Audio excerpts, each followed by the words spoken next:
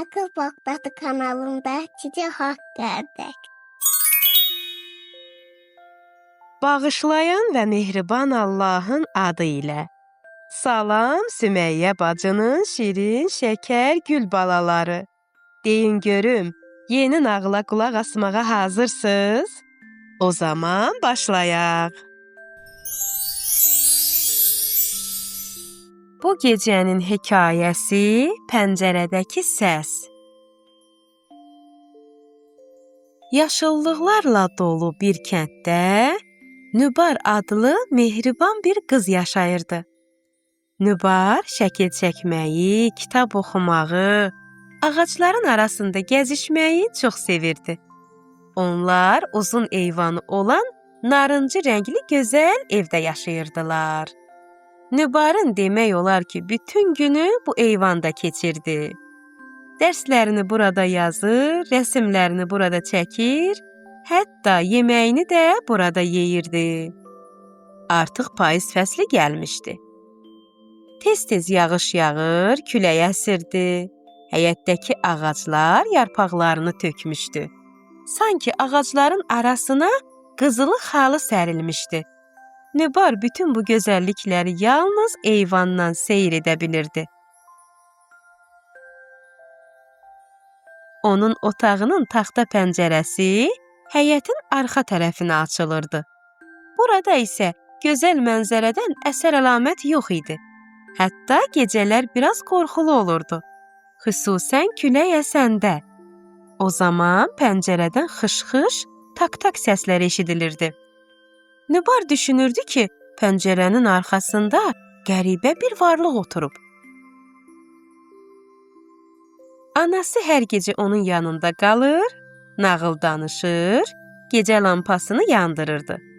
Amma otaq sakitləşən kimi o səslər yenə gəlirdi. Ana, pəncərənin arxasında bir şey var. Qorxma gül qızım, mən indi baxaram. Ana pəncərədən baxdı, amma ətrafda heç bir şey görünmürdü. Qorxma qızım, qorxu sadəcə bizim beynimizdə qurduğumuz fikirlərdir. Özünü inandır ki, orada heç nə yoxdur. Amma Nübar sakitləşə bilmirdi. Bu gecə isə səslər daha qəribə gəlirdi. Sanki kimsə çox yavaş şəkildə pəncərəyə toxunur, qəribə səslər çıxarırdı.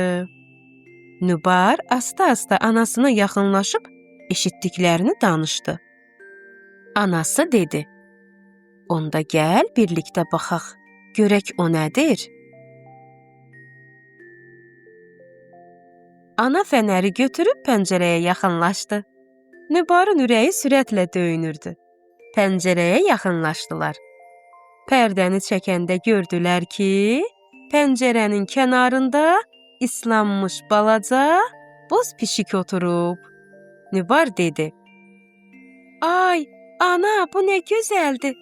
Yazıq soyuqdan titrəyir.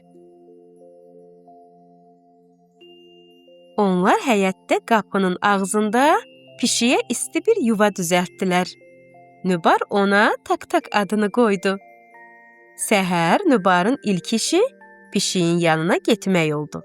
Onun üçün ilıq süd gətirdi. Bala pişik artıq dünənki kimi titrəmirdi. Bir neçə gün sonra tak-tak yenə pəncərənin arxasına gəldi. Pəncələri ilə pəncərəyə vururdu. Nübar gülümsəyərək pəncərəyə tərəf getdi. Pərdəni çəkib dedi, artıq məni qorxuda bilməzsən, balaca dostum. Bəli, əziz balalar, qorxu yalnız o vaxt böyük olur ki, ondan qaçırsan. Onunla üzləşəndə isə kiçilir və yox olur. Əziz balalarım, nağılımız barəsində şəkil çəkib bizə göndərməyi unutmayın.